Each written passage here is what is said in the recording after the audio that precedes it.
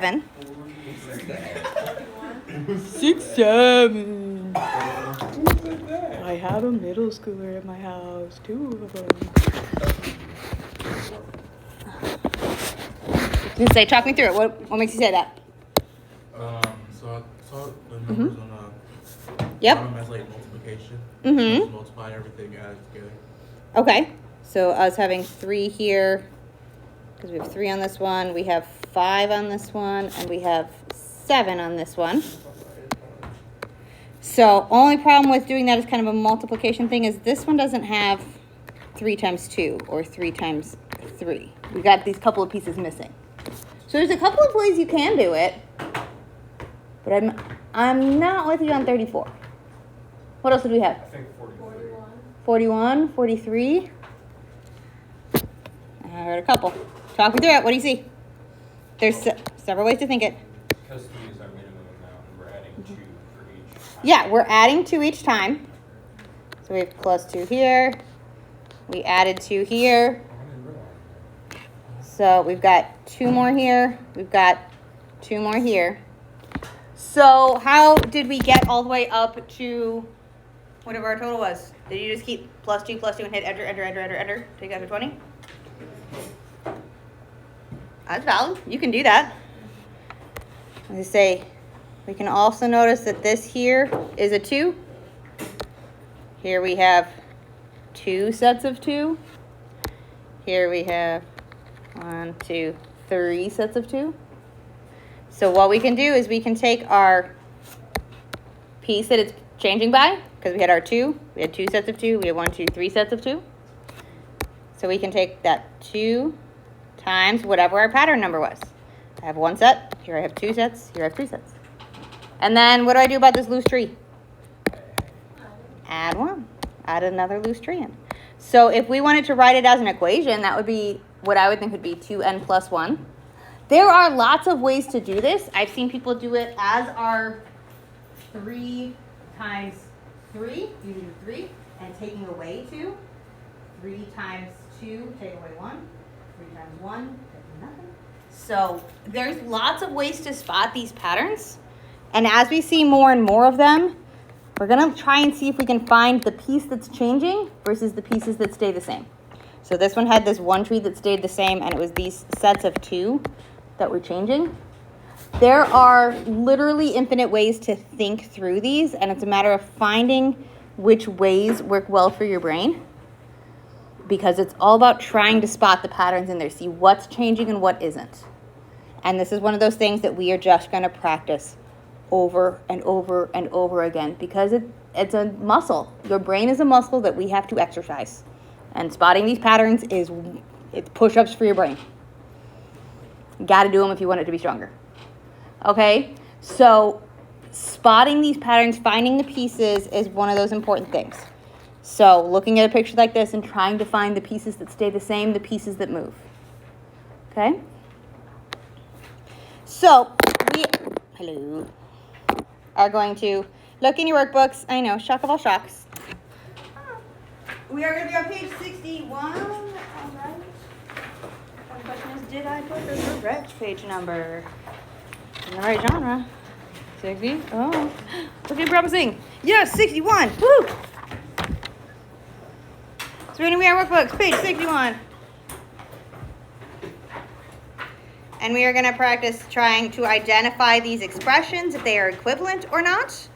And we're going to try and put them into context and see what the heck it means. At least for the top 2. So read through this paragraph real quick, this little story situation. It's the exact same as what's in your book on page 61.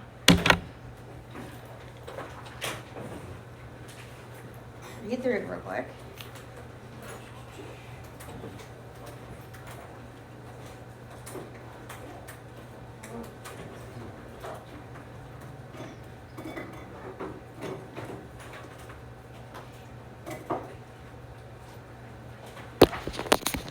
Because what we have here, it says X and Y are the number of male and female students, respectively, at the university. What that tells me is that X is the male students, which I don't know why I picked purple, but that's okay. X as the male students and Y as the female students. They surveyed along the gender binary. They didn't give us any information about anyone who chose not to answer or gave us non-binary, but we're kind of working with the binary right now. And they also tell us in here that X is less than Y. So X, which is the number of men, is less than Y, which is the number of women. So are there more men or are there more women at this college? Oh, there's more women. There's more women.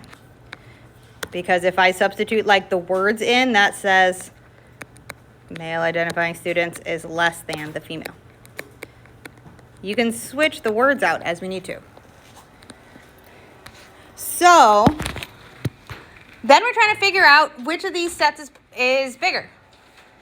X plus Y or 2Y? What? Can you repeat that? We want to know which of these is bigger. It's very similar to the one we did with the phones on Friday. Oh, 2Y. Let's say, because we know that Y stands for the number of women. So this is, again, you can think of this as Y plus Y.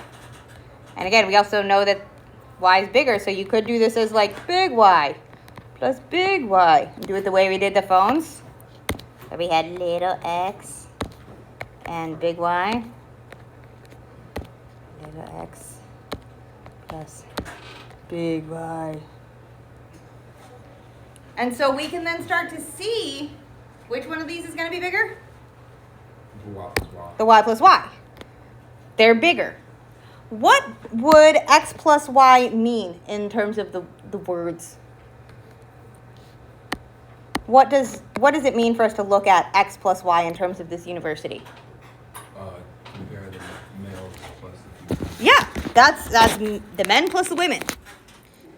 So men plus women, that's just how many people are at that university, the men and the women. What is Y plus Y? How many females do you go to school? Yeah, but twice. This would be twice the number of women. What about the staff? It's just however many people were surveyed. Oh. I guess it looks like they only surveyed students. Twice. Because that's 2 times, you can say that as twice the number of women. And twice the number of women is more than the entire population that currently exists. There's more women than men there. So if I double the women, I'm going to push out all the men.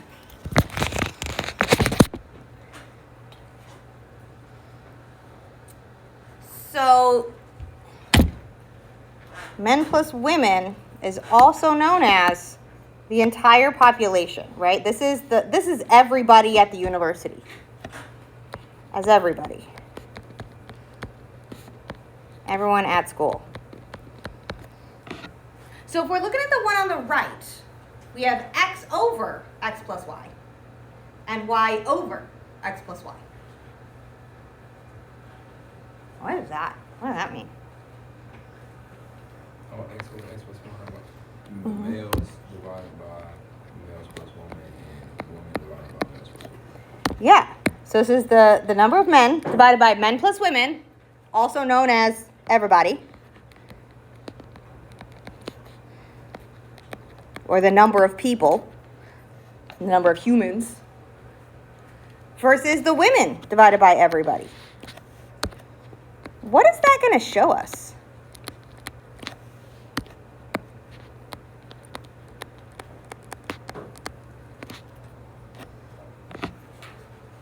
If I take, let's say, for example, 1, 2, 3, 4, 5, 6, 7, 8. 8 boys out of our 23. 7, 8, 9, 10, 11, 12, 18. So I take our 8 boys out of the 18 people in here. What would that tell me? Same girls. There's more girls than boys. And what would tell us that about in here? There's 10 girls. if I was to type it in the calculator and I put, just for example, with us in here, that would be our 8 out of our 18 people. If I put that as like a decimal, what is that showing us? Class made up 44% of men.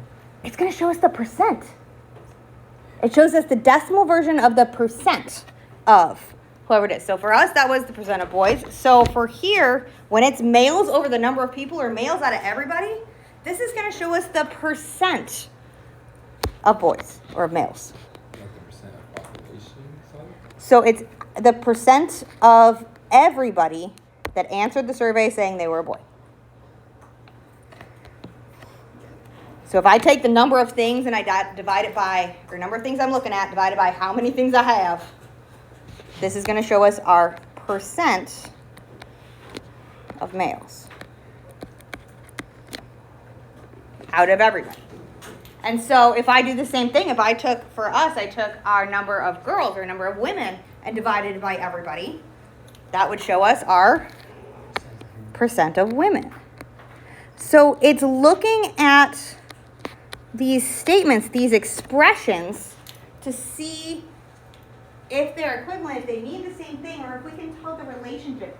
Even though they've told us nothing about if this is a big school, small school, if there's lots of girls, if there's not very many girls, like, we don't know anything. Maybe this is that they have 25 girls and 24 boys. Maybe they have 500 girls and 3 boys. We have no information, except for the fact that we know there's more women than there are men. So if we know there's more women, which is going to have a bigger percentage? Women. The women. So even if we know nothing about the actual numbers, we can still find these relationships by being able to look at these fractions and kind of put them into context. Even if I know nothing about the woman or about the actual values of X and Y, what we know is I'm not going to have -4 for these values because I can't count negative people. That would be that I brought people to campus and, raised them back to life. Hit somebody. Or we're not going to have decimals. We're not going to have partial people. That kind of stuff. So there's some things we know. We're not going to wind up with negatives in our denominator because we are counting people. If I'm counting people, I'm not going to wind up with decimals. And I'm not going to wind up with negatives. So we have some pieces that we're going to know, and that's going to help us notice these pieces here. The last one really doesn't make it look, is not super great on the context. It's really weird.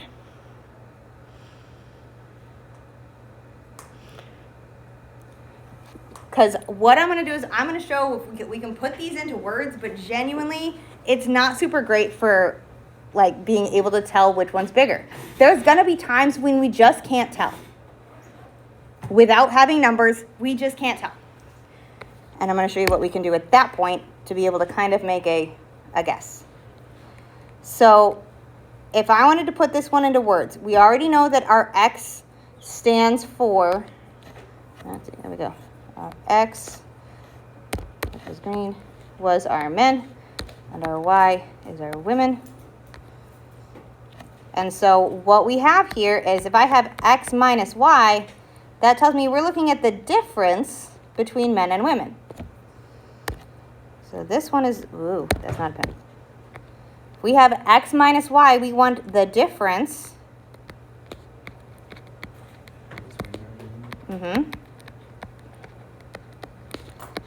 between men and women.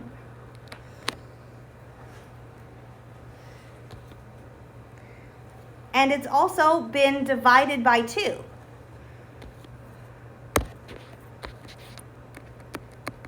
Then halved or divided in 2. So we're looking at half of the difference between men and women. Ew, gross. Why would we do that?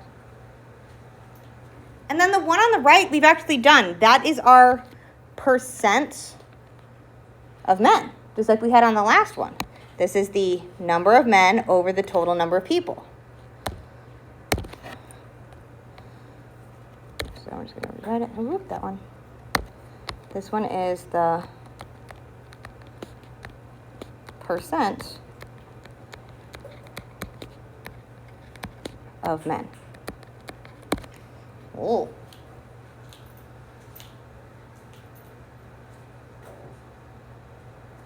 Now there's some bits in here that we will be able to tell if it's bigger or smaller,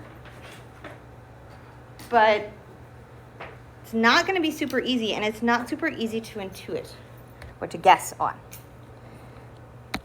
Because the way they've worded this, we know that x is smaller than y, right? So if I take x and I take away y, are we going to wind up with a positive number or a negative number in this numerator? Oh, yeah, negative. Yeah. So the only way that these words are going to help is if we think about the difference between men and women, and notice they put the smaller group in front. This one's going to be negative. That's the only tool we actually have in here that we're going to be able to tell. Is that this one, whoa, that's, keeps trying to get me to use the highlighter. I don't really want to. This one was going to be negative. Because that difference, the way they've set it up, they've taken this bigger number away. So that's the only thing we have that we can tell between them, and that's really small in here. Because percentages aren't going to be negative when we're looking at them like this. Because I'm not taking, like that's not a thing that we can do. I mean, we can, but we don't. So when we have things like this and we look at that and we go, gross, ew.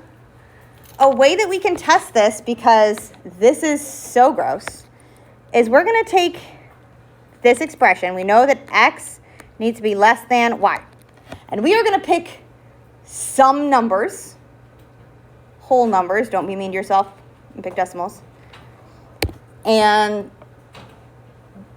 we're not going to use 1 or 2. I will tell you why in a little bit. So what is a number that we could use that is not 1 or 2, nor is decimally? 0. We could use 0. 0 is fine. Oh, wait, Or, but I was going to say, or just anything not 1 or 2. 3 works. 4, 5, 10, 100. Whatever you guys want to do. Totally fine. And then we want something that's going to make this true. What is a number that 3 is less than? 4, 5, 6, 12, 100, a million. A million would be a little aggressive. You can do it. But this, if we pick numbers, not 2, not 1, definitely not 2 or 1, we can test them and see if I was to take x minus y and write this as a fraction, where I take my 4 minus 3, should be orange. Oh, it was 3 minus 4. I'm good at this stuff. Woohoo! 3 minus 4, because it's too hot in here. And I'm melting. Oh, yeah, I got a fan going up there. I also have a fan going in the back over there, but it's only so good. And we could simplify this. We can type this in the calculator. And in fact, we can put it in the calculator as it is. I'm going to show you my most favorite button on these calculators. This is 100% the yellow calculators. These guys. It's just a digital one I can put on the screen. And my very, very favorite button, second column, third button down, it's our fraction button that looks like a fraction. And I can put in here 3 minus 4 in my numerator. And then I can divide it by 2. And it's going to simplify it down to be negative 1/2. So it will do the simplification for us. Yellow calculators are awesome. This button right here, one of my favorite buttons on the whole calculator. Fractions that look like fractions. I have these. You can use them. There's some on the tables. There's some, just do not throw that. All my hand sanitizer bottles are glass. There's calculators over there. There's calculators on the table. Use them. There's this button that looks like the fraction. If you do not want it to be fractioning and you'd like the decimals because we can see that better, you hit these 2 arrows right above the enter key, and it'll make a decimal. If you have a decimal you'd like as a fraction, hit it again. It'll switch them back and forth. okay? So if we test this, we get negative 0.5 or negative 1/2. Then I could test this over here and see the same thing, just so that we could compare them. We good? You good, bro? 3 plus 4. And again, I could do that in the calculator just to compare these. So if we don't spot which one's bigger, pick numbers that meet the rules and try stuff. Because we can do our fraction that says our 3 over 3 plus 4. And it tells us 3/7, and I can go, I'd rather have that as a decimal. We get 0.42 or 0.43, depending on how we round. 0.4. And then we can look at these and see I got negative 0.5 versus positive 0.4. Very, very clearly, this one is smaller than this one. So if we can't spot it from the context or the expression, guess and check some numbers. Try them, test them. We know the left one's gonna be smaller because I got a smaller number. Because sometimes these context ones are weird with an A. Okay, so we're gonna look at a few more sets of equivalent expressions. We're gonna try and get it from the expression itself. And if we can't get it from the expression itself, we are gonna test values. Totally valid. So we're looking on the next page, page 62. There are 4 that we're looking at here. So it says in the instructions to try and do it without thinking of specific values. So see if we can look at this. They're a little more complicated. See what we can come up with. See if we look at this stuff. So I want you guys to take a couple of minutes to look at this first one and see if we can figure out which one's going to be bigger. 5 plus t squared or 3 minus t squared. Think about what happens if t is positive, what happens if t is negative.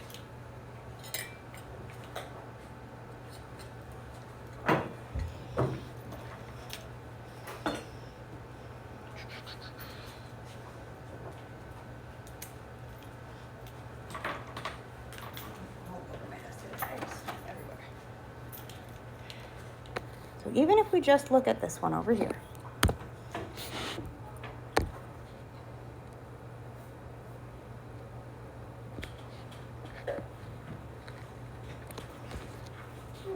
What do we know about t squared?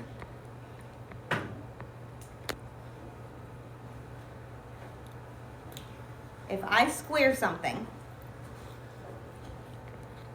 no matter what it is it ever going to be negative?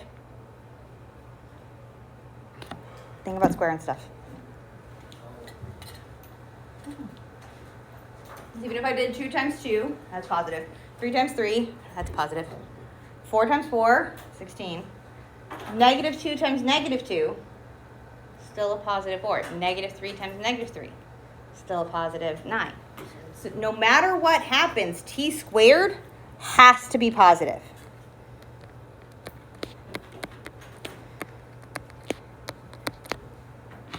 Because a lot of times we forget to think about what happens if our letter is negative, our variable. So it has to be positive. So if I have 5 plus something and 3 take away something when they're the same somethings, which one's going to be bigger?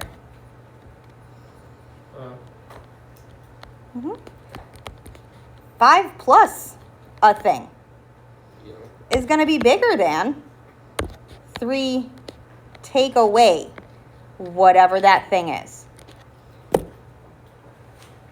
Think about it being candy. If I have Tootsie Rolls, if I have 2 Tootsie Rolls, 5 plus 2 Tootsie Rolls is going to be bigger than 3 take away Tootsie Rolls, 2 Tootsie Rolls. So you can always pick values to test it. We can substitute things in, we can check them. So ideally, I'd love for us to think about them without substituting in values. Otherwise, substitute pieces in. just make sure we use parentheses when we substitute stuff in. Super important. So we know that this side's going to be bigger. Let's look at the next one. I've got 15 divided by x squared plus 6 and 15 divided by x squared plus 7.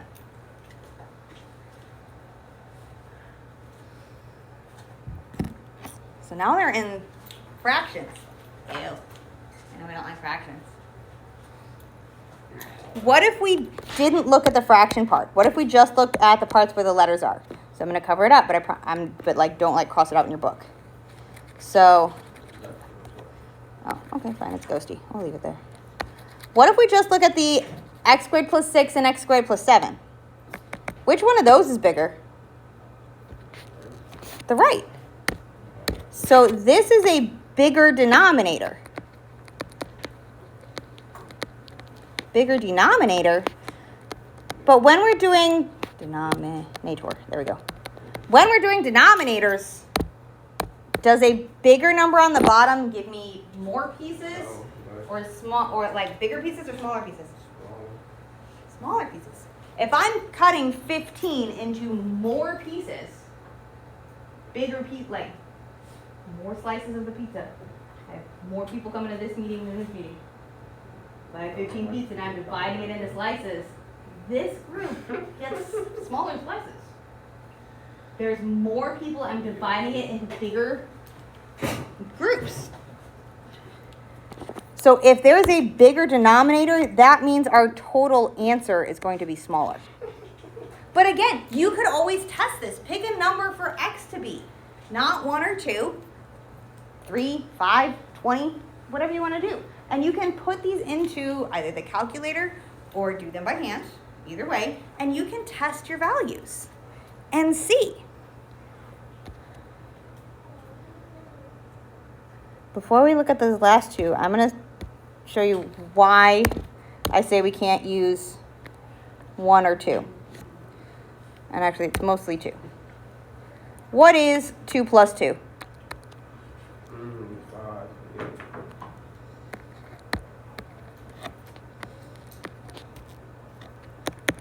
What is 2 plus 2? 4. 4. What is 2 times 2? 4. What is 2 squared? 4. That's why we can't use 2 for testing stuff. We don't know whether it's the things that are adding, subtract, like multiplying, squaring. I got the same answer no matter what. Don't use 2. 1 is similar. Similar reason. It doesn't do the adding stuff, but yeah, same kind of stuff. Okay? So 1 is tolerable, 2 is a no-go. So then our last one here, I want you guys to look at these. See what we think. So you guys have seen how we're thinking about this now. Push come to shove, pick something and test it. See what we get. So which one's bigger on the left or the right? Yep, see which one's bigger, left or right. Or if there's not a way to tell. And that's a possible answer too. Right. I don't know is the fun answer. The right one. Why? Nice. Hmm?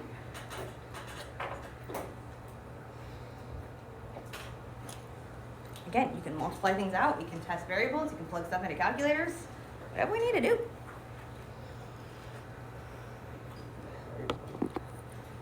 Why? Because I'm not right. Because you're always right. It's a bold strategy. I'm not saying you're wrong. I don't know why. Because I'm right. Why?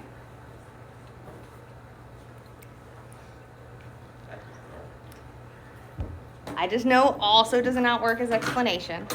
I need to know how we know. Because I'm listening to your class, so that's all. Because we paying attention. Great. I'm gonna talk this. Give me mathy something. So I did it in my head. Uh-huh. Well, what is it that you did in your head? Substituting the basis with numbers. Okay. Which number did you use? I mean, because you use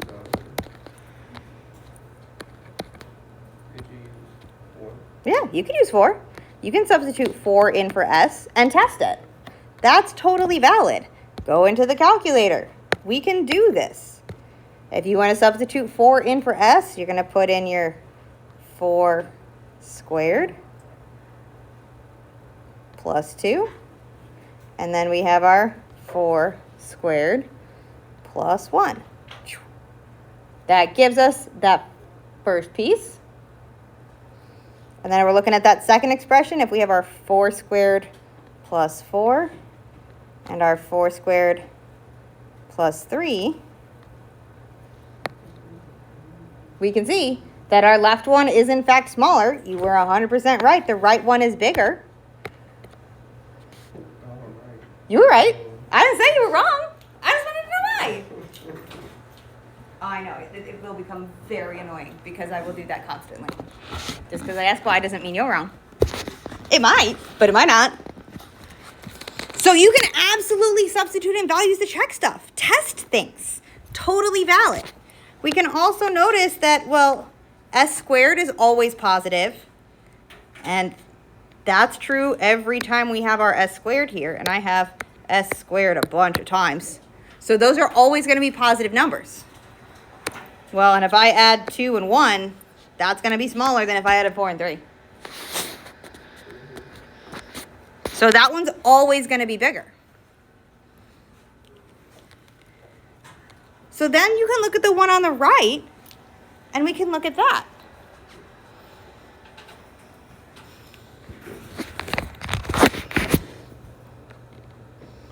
And I want you to think about this last one. We have 8 divided by k squared plus 2. Comparing it with k squared plus 2. What do you think?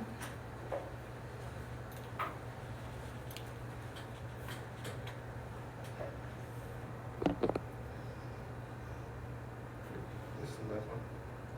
Yeah, for today. Yay. I mean, we had 10. We're at like 9 minutes to the end of the period. We're fine. We're done. What do we think? Try it. Test it out. Use the calculator if you want to.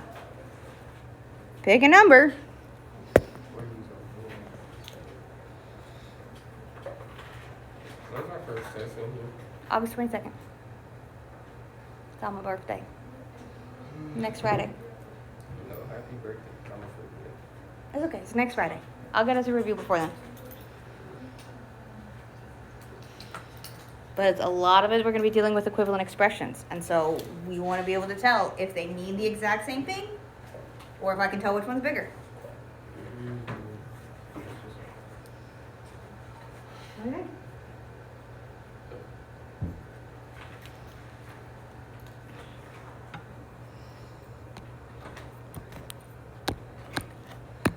You can also think about this, since I have that same plus 2 on both of them, what if we just had that? You could think about it that way. You could think about it this way. It means the same thing.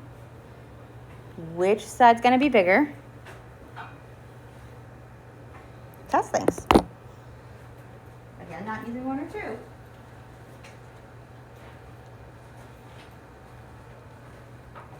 Maybe we asked which one is the Mm-hmm. last one. Mm-hmm.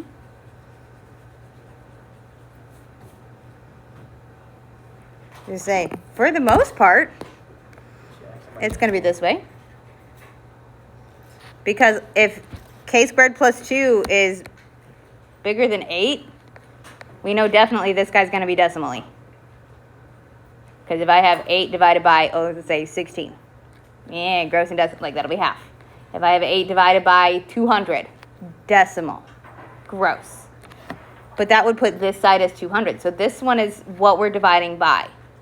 The only time that this would be smaller is if it was like a total of 4 or a total of 3. Because 8 divided by 4 would be. They have like a common denominator. Ooh. If the case square was used in fraction. I was going to say, right now it has a denominator of 1, so you would have to multiply it. Now you're headed into pre-cal stuff. I was going to say, you could common denominator it to make it be the same, but you would have K squared plus 2 squared. And then you'd be comparing your numerators. Not bad. Like, you could do that. Totally fine. It's just going to be easier to test out numbers. Pick numbers. Substitute something in. There is a very, very small window where this is not true. So as long as we're not picking 1 or 2, it should work just fine. The only number you would get an error on this one and have it the wrong way is if you picked 0. Because if I did my k is 0, we'd have 8 over 2, which is 4. And then our right-hand piece would be 2. So only if you pick a k of 0 from the ones that we're allowed to use would that be a problem. So a lot of times we're going to be looking at these and trying to do them without substituting in numbers. But if it says attempt or try, that doesn't mean you're not allowed to. That means I want you to look at it and think and use your brain first. Try. Okay, so if you substitute in a value, we can easily tell which side it is, but we can also look at this and say, I'm adding smaller amounts or I'm adding bigger amounts. I would rather us substitute stuff in and test than leave it blank 100% of the time. Would I love for us to be able to do it without substituting in numbers? Yes. Substituting numbers is an acceptable tool to use, though. Use it. We have it. Okay? So this week there is one homework assignment for you guys that's new up on Canvas. It's the 1-2, making models to fit patterns is what it's called. So it takes some of the patterns like we started at the beginning of class, like we did today. And it's going to be looking at expressions more like these ones than these ones, because these guys are gross. But more like these ones, trying to see if they are, which one's bigger and how we can tell. We are going to continue working with these equivalent expressions and testing them and working with some of the pattern recognition stuff over the next couple of days. Okay, so you have access to homework 2 if you want to start on it, but we're going to keep working on stuff like it. And 1, 2, it's not technically and for about 2 more days when we'll do that bit. Okay, so you guys have 4 minutes to the end of the period, so you don't need to wait at the door for almost 5 minutes. Okay. Sit.